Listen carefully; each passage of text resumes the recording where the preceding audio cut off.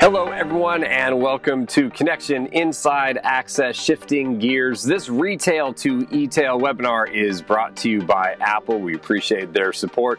James Hilliard here, host for the event, joined by two of our finest. We have our Retail Strategy Director, Brian Gallagher, on board. Also here is Jamal Khan. He is our President for Global Serve, Digital E-Commerce, and Marketing.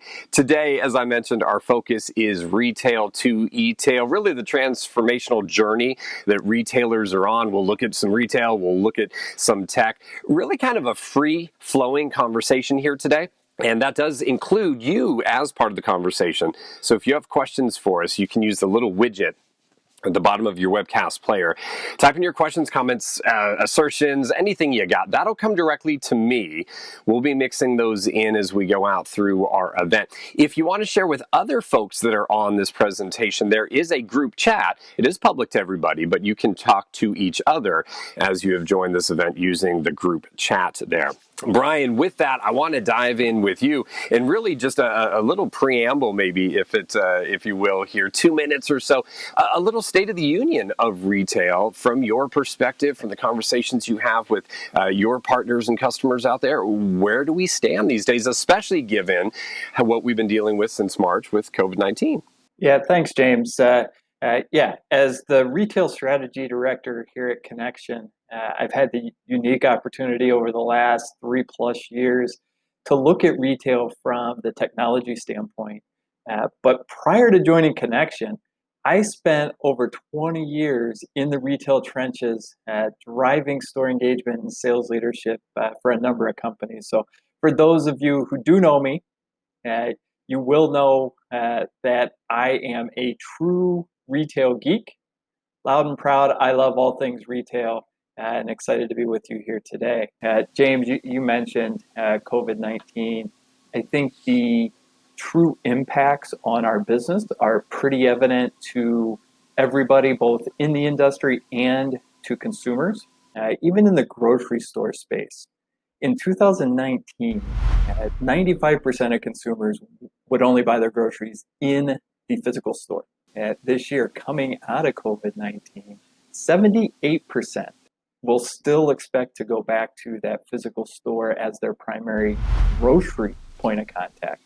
That means we've gone from 95 down to 78.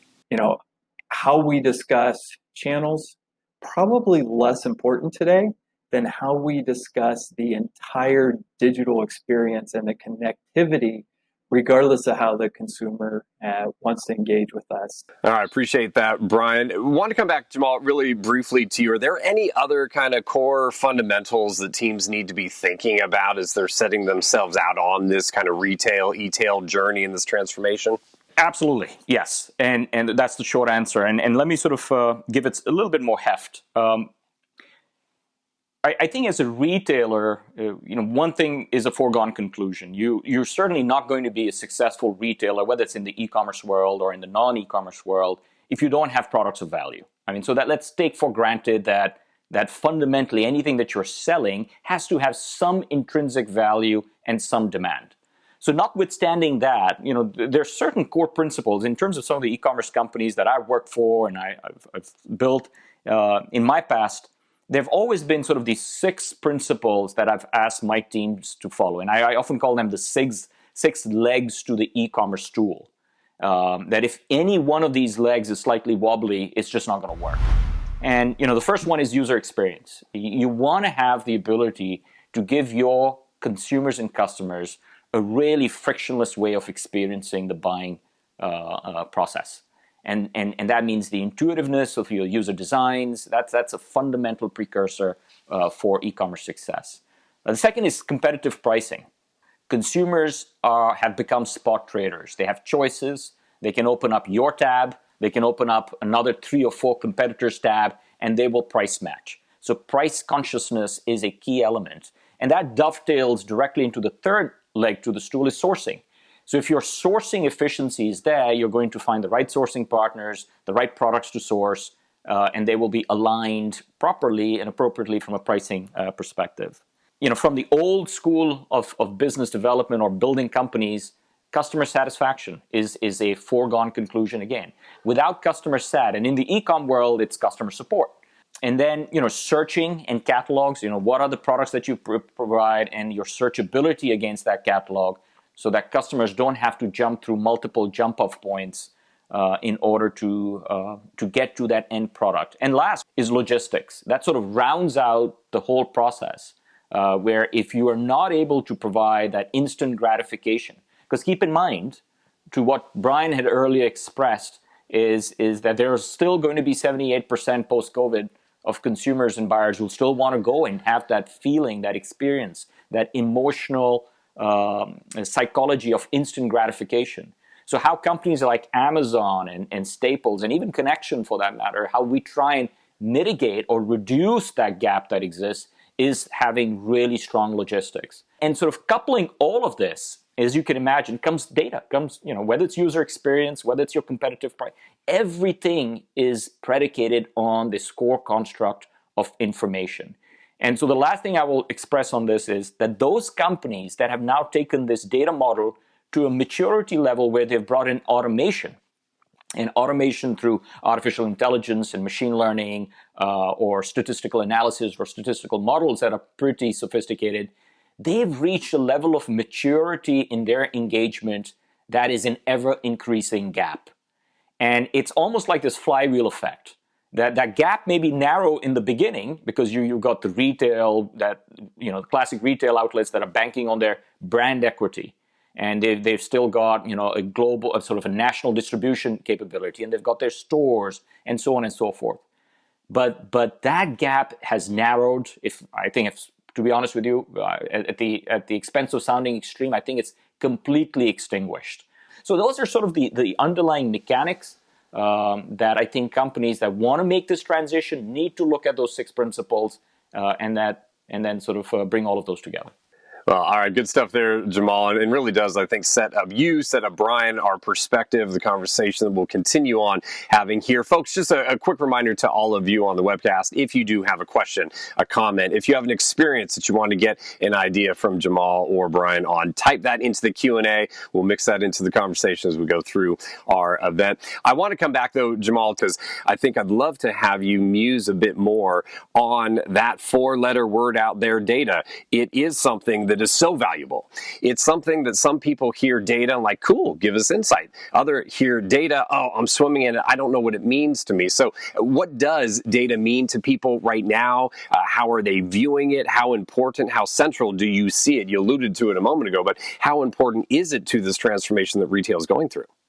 Yeah, James, so that is a very broad question. And so I'm going to try and narrow it down because otherwise I'd probably go on a monologue for about 30 minutes. How I like to sort of paraphrase this, I think it's safe to say, and I probably won't get a lot of pushback on this, is that we're in a thick of what I like to call sort of this hyper-individualized buyer psychology that in large measure drives how businesses interact and intermediate with their consumers and their customers. Now, in the digital world, you have unlimited variances, right? You've got unlimited floor space.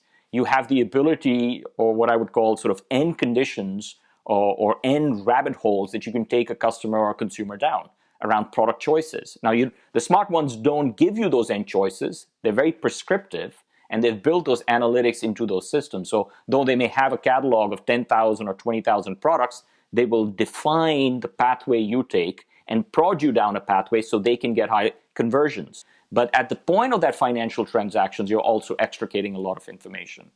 So suffice it to say, all of this can only happen if you've got a good grasp on the information and data that you extract out of these transactions. Yeah, Jamal, it's interesting. You talk about data, and so many retailers might equate this back to what, for years as a retailer, we used to call creepy, right? What do my customers think is creepy when I go from category management to personalization or customization of a retail experience? But that's really what data allows us to do in retail, on the sales floor, across channels. We know Gen Zs and millennials in general have been allowing retailers or asking retailers in many cases to do this for years. What's really interesting now, post-pandemic, is baby boomers and Gen X. They've all jumped on board and started sharing more and more information, more and more data, if you will. Many of the retailers out there, probably on this call right now, feel like they're fighting against Amazon. And Amazon, be the first to tell you, though, they are a data and a logistics company. Yeah. They're not a retailer, right? So when you think about where you need to go as a retailer, and we need to be thinking about how that starts and stops from the data standpoint. There is no doubt that data is driving retail and will drive it for years to come. Brian, you mentioned the word creepy. And I used to, when we started, getting more e-tailing in my world, all of a sudden it was a little creepy. Oh, how did they know this? How did they not? But now I expect that. And so I want to lay out a little bit of an idea, though, about when things don't go as we expect them to go. So let's use that as more the jumping off point here for you guys to discuss for a few minutes the idea of mistakes that are happening, why they're happening, and maybe how they can be avoided. Yeah, the 6 steps that Jamal walked through absolutely had to be considered by every retailer out there. The one thing that I would say is realize that we can't do all these things at once. So often we see these prescriptive layouts of here's how you become a success, right? Here's what you need to consider. And the one thing, speaking as a retailer, is always thinking about how do we prioritize these things? So, maybe think and share some of your thoughts on how you might prioritize those so that we're not trying to bite everything off all at once. It's funny you mentioned that. And the reason is that, quite often, and this may be sort of, juxtaposed to sort of the argument that you're making, and perhaps you're not making this argument, but I've always found that companies that have not been successful in making transitions into effective e-commerce organizations are the ones that try to approach those 6 principles in a sequential fashion. Let's say user experience is your primary model, and you're saying, hey, I'm going to make sure I button that down. But your pricing is out of whack. No matter how beautiful your user experience is, your pricing is completely off center. You're not going to get a meaningful engagement with a customer. Or let's say if your pricing is fine and your user experience is fine, but your logistics is horrible, and you're just not able to get the product. So let's say your searching capability does not allow customers, you've got beautiful front ends, but they don't have good searching capability to get to the products that they need. So I've always argued that this is not one of those classic approaches on how to build e-commerce businesses, which is, hey, let's get good at one thing and then good at the next thing. No, you've got to become good at everything. So you attack those core principles at the same time. Now, you may take small steps in each of those principles, but you cannot think that you can go in a disjointed fashion. A lot of boards and a lot of companies make those investments, follow a sequential path, not a parallel path. They don't have good data models to be able to capture what's working and not working, and they give up. They give up too fast. And that's another sort of challenge that I've seen, repeatedly made by boards and companies where they walk away because, the first 6 months or the first year was not successful. And that's, again, I think a mistake a lot of companies make. So what timeline are you talking? How do you push back to some of the customers you talk to and say, you got to be in this for the long haul? Hey, I think it took Amazon almost a decade. Think about it. Amazon was in some ways bankrolled by Wall Street, right? So all their risks and their lack of profitability over many, many years did not cause Amazon to move away from their core principle of what it is that they were building. And they had investors and they had Wall Street supporting them. And I guess in some ways that's not always available for a lot of companies. But I think it's a multi-year journey. And the reason I understand why boards walk away from these what they will call sort of projects, and they walk away from them is, one, they don't understand. Two, they don't have the data to show them those micro improvements. Keep in mind, you're not going to, in this space, have these massive sort of inflection points where suddenly your e-commerce business is going to go viral and you will start making that as your principal form of revenue. But what you should have is a data model that gives you, down to a very variant level, the ability to measure whether you are better today than you were yesterday. And even if that's by a fraction, that is showing progress. And I think what boards and executives of companies need to look at is be able to measure those slight improvements and the variances. And that requires, again, that data model. You've got to be able to have the ability to understand at all of those 6 levels, what's working and not working. And if you can make the argument that today was better than yesterday, even by a small fraction, that's progress. And you should continue down that pathway, because at some point, whether it's a year, 2 years, 3 years, 4 years down the road, you will have a compelling business. So, all of that just comes back to, or feels like it comes back to, one of the classic issues that you have within organizations, which is siloing, right? Yeah, it is just so critical when you think about these incremental changes and how you're moving a business forward, that line of business and our technology leaders within an organization are all sitting at the same table, hearing the same voice, the same purpose, and seeing those incremental changes. And that disconnect as you go from data to what I'll call the old school art of selling is something that you can't duplicate on a piece of paper. And so to me, it's critical that everyone in the organization now sit down. It's no longer, we'll have IT do this and we'll have marketing do that. We'll have the stores do this and we'll train our salespeople this way or that way.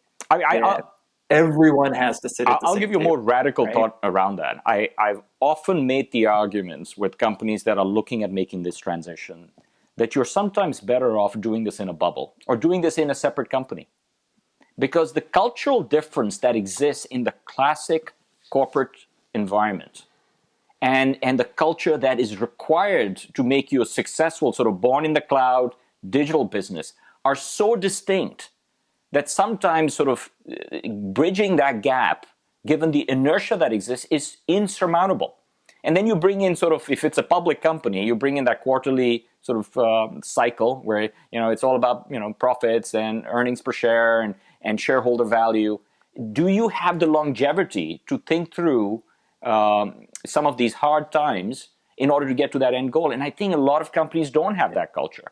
So sometimes it's far better to sort of extricate and build a separate team, a separate organization outside of that classic company, and let them go on their own, give them that space, give them the ability to fail, iterate, change, improve, and you will have likely a far greater likelihood of success if you approach it that way. And I think culture is critical. And without having the right culture, companies are not going to be able to make those transitions. Thinking about culture, right? Freeing up the culture to look at these things differently. And, how does technology impact the people and the products and the placements? And culture is going to shift. Coming out of a pandemic, it's one of the biggest changes that we will see. I know in talking with many retailers out there, they're concerned, what's Q4 business going to look like? Because what's a holiday look like post-pandemic? We don't know, but that's all driven culturally, right? So you really got to look inward, and you got to think about, how do you push yourself out of that comfort zone? And I'll be the first to tell you, it's not easy to do, but if you're going to succeed, you've got to be able to look at the world a little differently. Brian, to that point, the concern also, or the question that I think a lot of folks watching this webcast might ask is, what does connection bring to the equation, right? I mean, what's the value, or what's that partner ecosystem that I need? Whether I'm a large retailer or I'm a mid-sized retailer or a small retailer, where do I go? How do I get these questions codified, defined, and who can help me navigate through that process? My response to that in very short terms, and I'd love to get your thoughts on that as well, Brian, is that yes, connection is one integral partner that can bring a large elements of the value that you need in that partner ecosystem. I mean, given who we are, our size, our breadth, our scope, our ability to sort of come in and support you in a lot of different areas, not only just helping you build out that core infrastructure, but building out those intermediation transaction points, whether it's point of sales, whether it's digital e-commerce, whether it's helping you define and drive your digital strategy and what that entails, and then maybe perhaps building out your cloud strategy, building out your security framework. We haven't even talked about consumer security and issues related to PII, data governance, GDPR and things of that sort. But here's connection, which is that one organization that maybe does not address everything, but certainly can bring for you and bring to bear on your behalf a lot of those elements that you need in order to start this journey and perhaps go through this journey. So I'd love to get your thoughts, Brian, on that. Even just by hearing all of those components, right, that's a lot to bite off. I know if I was still out there running a chain of stores, and thinking about all those components would be overwhelming for sure. We at Connection, we use a very prescriptive approach with our partners, hundreds of partners that we sit down with, whether it be in cloud, whether it be in networking, mobility. I know, James, at the top, you mentioned that Apple partnership, but we like to use a philosophy built on survive and thrive, right? So as you think about what do you bite off first, what are the things that will impact your business the most? What are those things that might translate best from one touch point to another, or what you might call platforms, right? How do you engage from the digital to the physical world, retail to e-tail? Getting those items into buckets of what's required to survive, right? What do you need to do to maximize what you have today? That's really what myself and the entire Connection team wants to do, is sit down at that table, again, line of business with technology, everyone together, and talk about how do we put these things into bucket? How do we create clear goals? How are we going to measure them? And how do we know we're making an impact that can keep a business moving forward today and thriving for years to come? That's the ultimate goal, right? Well, guys, so far, great conversation. And folks, to all of you, as I had mentioned, this is a conversation that we hope will continue. And part of the conversation is getting your voices into. So what I want to do is I'm going to invite Jamal and Brian and myself. We're going to cut our video feeds. We're going to jump into a Q&A session, so we're all connected there again, so that we can have and take some time to get to your questions that you've been putting in here. So you're going to see that transition take place. Video feeds are going to go away in a moment. As those go away, a poll question is going to pop up on your screen. So if you can take a moment, we'll address that poll question. Then we'll get right into those questions. Again, appreciate you joining us for this event. Thanks to our partner, Apple, for sponsoring this event as well. And we'll go ahead and make that transition now. So Brian, Jamal, see you on the other side.